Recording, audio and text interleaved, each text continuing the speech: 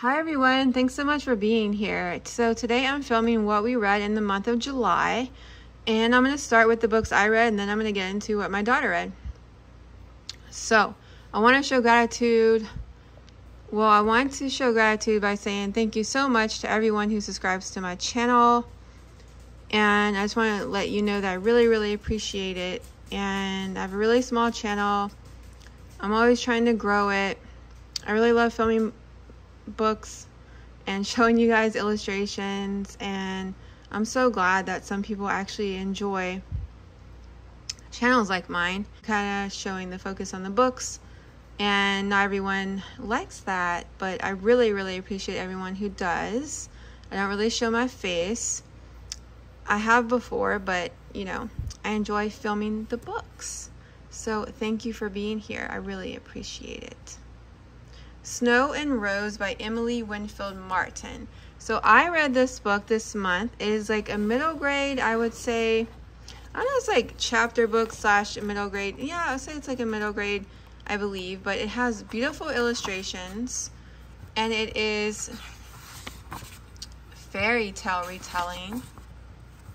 And I really loved it. And it really introduced me to... I've heard of Emily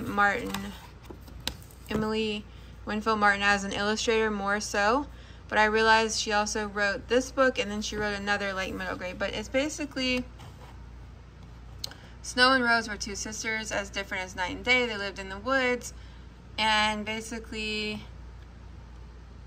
it's the retelling of the classic fairy tale Snow White and Rose Red. I really enjoyed this fairy tale retelling, and it's really got me into the spirit of reading lots of fairy tale retellings. It's kind of piqued my interest about doing so, and the illustrations are gorgeous.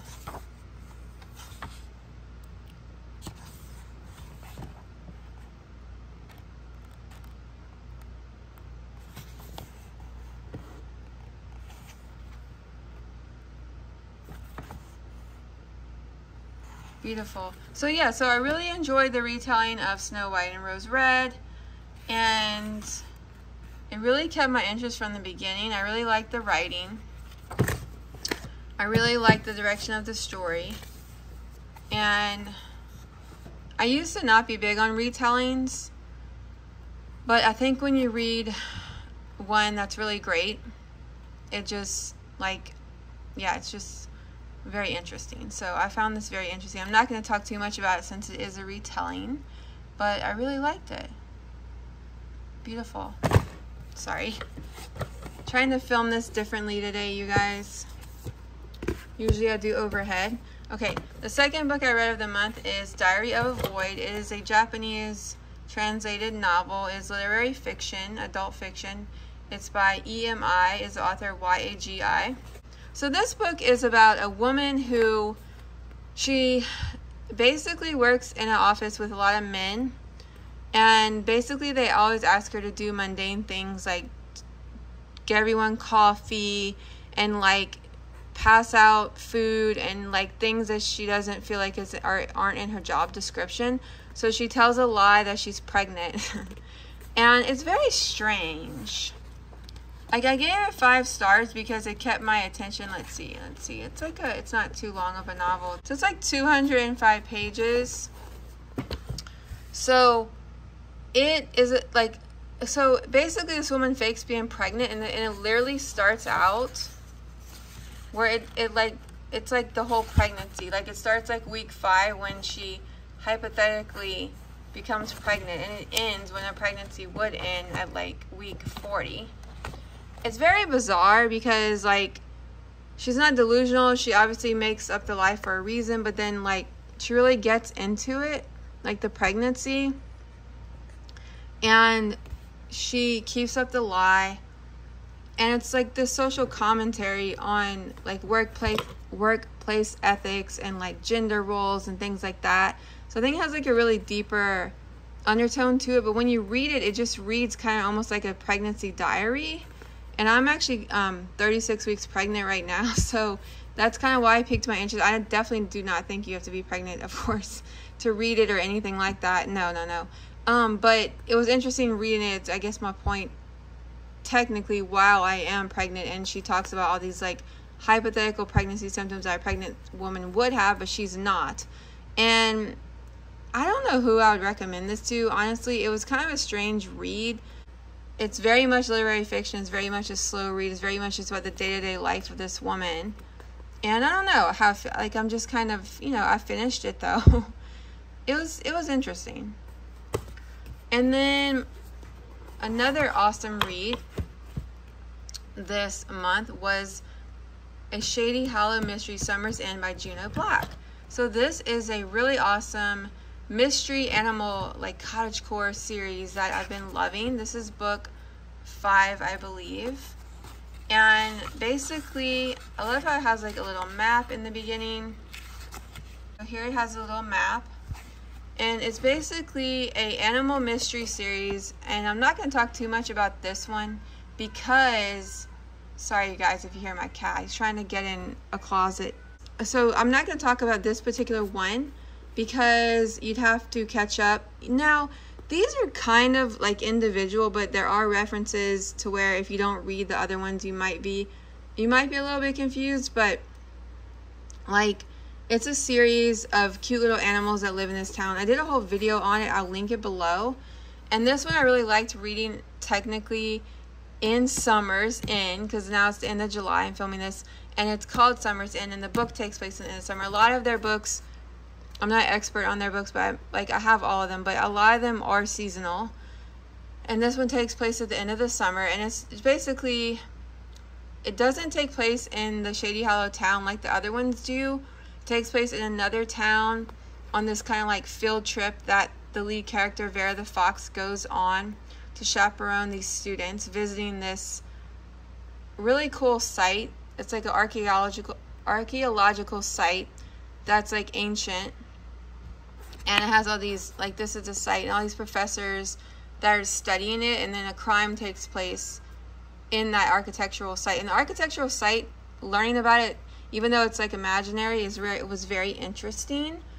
And it's like very mild for like crime, because I don't like reading like not real, this is definitely real, it's really good, but I don't like reading like typical adult like crime mysteries because they really freak me out and scare me. But this is like very mild crime details and stuff like that. Like, it doesn't freak me out. Hearing about the crime, love it. Okay, now I'm gonna show you guys what I'm currently reading and what I DNF'd. Well, kind of. So if you guys watched my other What I Read This Month videos, you will know that I've been really into Sophie Anderson. I really liked the other 2 books she wrote, The Girl Who Speaks Bear, and, if I'm saying that correctly, yeah, The Girl Who Speaks Bear, and The Chicken House. So her books are also based on like The House with Chicken Legs. There we go. Her books, this is middle grade fiction, are magical, fantasy, like not fantasy, I'm sorry, fairy tale-ish.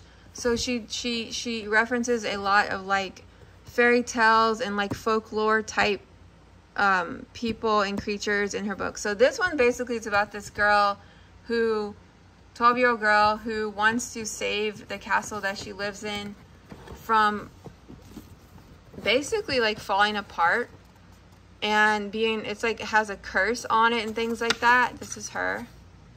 And I just cannot get into it that much. Like, it's not piquing my interest. Like as you guys notice, like I'm halfway through. I didn't 100% DNF it yet. I think I'm gonna go back to it, but it's just not keeping my interest because it's kind of more like an adventure story about this girl saving her castle, and a little bit more literal than the other 2, which I felt the other 2 books that I read by her that I mentioned in my previous videos that I loved, 5 stars, were had a little bit more like the characters had a little bit more depth to them with like family things, like orphans or trauma or like emotional things, and like they also had like were adventure-y. But this one is not piquing my interest, I think, because this little girl has like a pretty good family life, and I think I like a little bit more like drama. Like, And it's kind of like, to me, it's not really, it's obviously written for middle grade, right? It's not written for my age group. And I think that these other two, you know, on the back piqued my interest so much as an adult. Whereas this one, I feel like, is a little bit more younger in spirit. And it's a little bit more just about the adventure of saving the castle, which isn't keeping my interest as much as something like, yeah. So let me just stop rambling about it. I'm going to say I haven't given up on it yet. I'm excited to read her other books because I did purchase them. Okay, this one is literary fiction, How to Love Your Daughter. Hilla Bloom. I'm not sure how to say it, but okay. Basically, this is literary fiction, adult fiction, and it is about a woman who kind of like the opening of the story is like she's kind of stalking her daughter, literally like she's spying on her because they have a turbulent or like basically a strange relationship. And I'm a little bit into it, and it almost reads like a memoir of like all the things she did when her daughter was younger, and now like her daughter's grown up and she has kids of her own. That's what she's kind of watching, because I'm assuming I didn't get to why yet. I'm not going to spoil that for anyone anyway, but so I'm really intrigued to figure out like why are they estranged. So I'm excited to finish it. Now I want to share with you guys a few library books. This is Jan Brett, Mossy, and Fritz and the Beautiful Horses. So I was really excited to check these two out from the library. I'm just going to show you really quick. This one's really pretty. I mean, and it's about this turtle who has this growth on him. And he lives in this pond, or she. Yeah, she lives in this pond. And it's all about her life in this pond and how she has this beautiful greenery and floral things growing on her shell. And she meets this other turtle, and then something happens to her where she gets taken away from the pond, and then you have to find out if she gets rescued, and because she wants to be back in the pond. That's like where she belongs. She belongs with the greenery and the scenery and her little friend, and she gets taken out. And I think it's like the author says, based on a true story of her, kind of, you know, fictional like retelling, you know, of like something real. She saw a turtle with an underwater garden on its shell. So that was her inspiration for the book. And I just want to tell you guys, it's a beautiful story.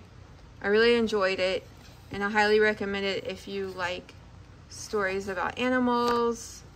And yeah, she does all this detail on the edge, and sometimes I don't know, it's like, would it be more, I don't know, like what if she didn't do that? It adds detail, and it's just like a personal preference thing. But so in the other book I'm going to show you guys, she didn't add the edges. It's kind of just like interesting, like, you know, I think I prefer just the one image on the page that takes up the whole composition. So this one is another sweet little story about this pony and these beautiful horses. I think I like, now I kind of almost want to do like a whole video on Jan Brett, because I'm just kind of getting back into her. I read her books many years ago when my daughter was young, and then I kind of got back into her now that I'm pregnant, and I've been looking at border books, picture books again. And most of her work I'm familiar with has like the borders, like I just showed you guys, and so this one doesn't. And so I kind of prefer it. That's just a personal thing. I'm not criticizing her. I think this one is still just as beautiful in a different way. But yeah, so this is a really nice story about this pony and these beautiful horses that live on this land. And it's also kind of like a story about overcoming, like having confidence in yourself and things like that, and like other people appreciating you for being different and not, you know, it's a really nice message behind it about this little horse who wants to live in this kind of like gated off area where these like beautiful horses live. And it's kind of that story about him wanting to be a part of that world and seeing what happens if he gets to. And I really loved it. Sorry if this video is kind of shaky today, you guys. You know, I usually do it overhead, but I'm kind of organizing stuff in my house, and so I really apologize. Hopefully my hands aren't distracting. So this is Daydreamers, A Journey of Imagination by Emily Winfield Martin. So I'm going to show you guys this real quick. This is just a picture book. It's really beautiful. It's just like a simple little, like very, very young in age, you know, the age that I would read this. But I've really been exploring her work. I showed you guys the, you know, the middle grade by her, and then now this. I also bought some board books. Now I'm going to show you guys what my daughter read. So she finally finished The Wonderful Wizard of Oz classic. She actually started it many months ago, and so she finally finished it, and is the Mina Lima, the beautiful illustrated with the interactive illustrations version. I've showed this book before, you guys. It's beautiful. I read it, and I kind of bought it for both of us, and so she finished it, and she really liked it. So yeah, and I'm not going to talk about it too much. Everybody knows the classic story. And so yeah, and I talked about it when I finished it, but The Wizard of Oz. It was so nice for us both to read it after just being familiar with the movie for so many years. We both really liked it. The Tales of Beedle the Bard by J.K. Rowling. So this is like, I guess, a companion book that kind of, I don't know how to describe it. She finished this. See if it has illustrations. No. Oh yeah, it does.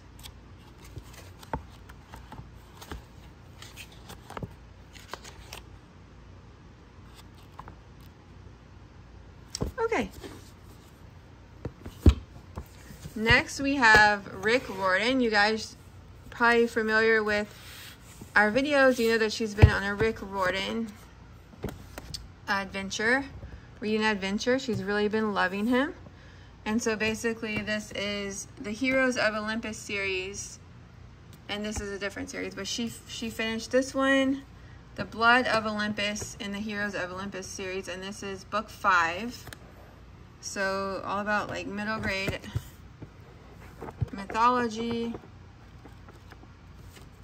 So she finished that, and then she finished The Trials of Apollo, book 3, The Burning Maze, which is another middle grade, and or possibly this one might be YA, but this is another series based on mythology.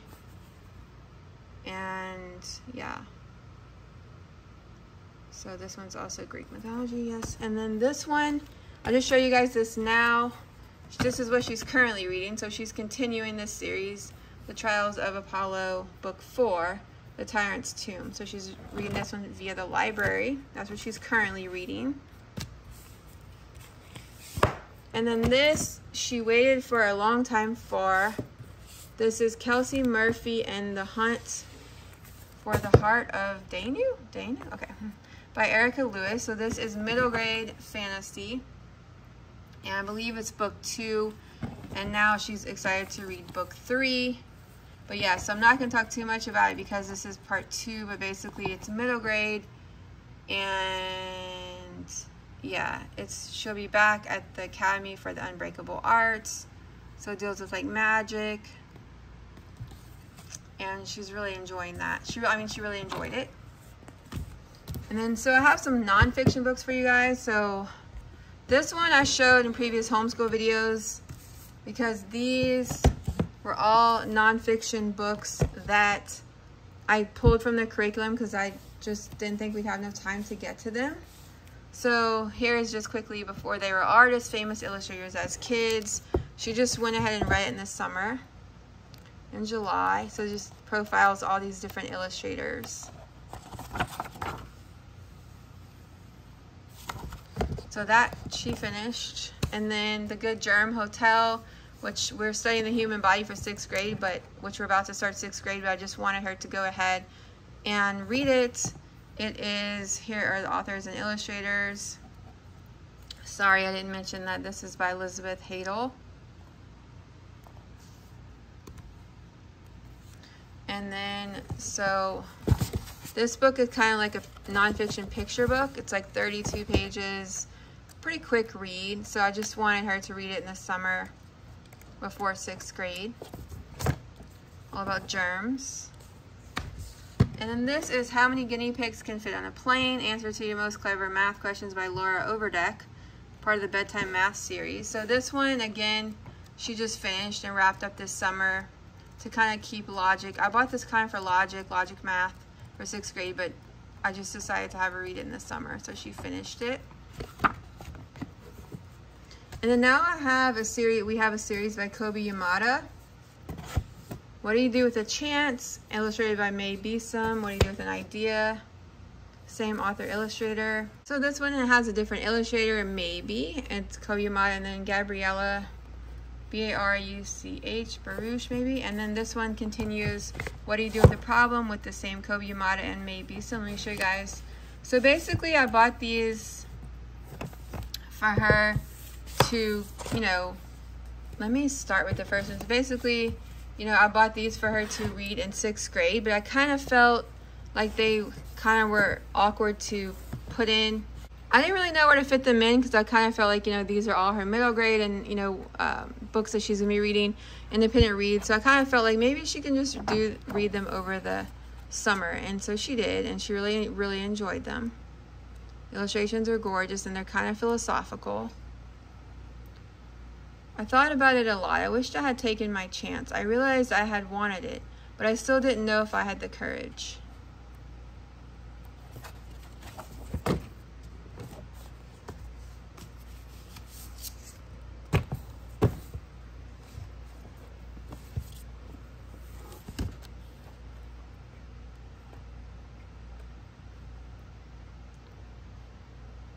Maybe you are here to shine a light in places that have been dark for too long.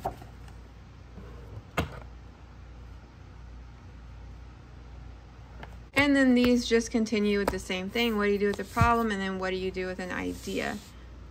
Okay, you guys, so I showed you what she's currently reading and what we read for the month of July. Thank you guys for watching, subscribing, commenting. I'd love if you liked this video, if you got enjoyment out of it. It really helps support my channel.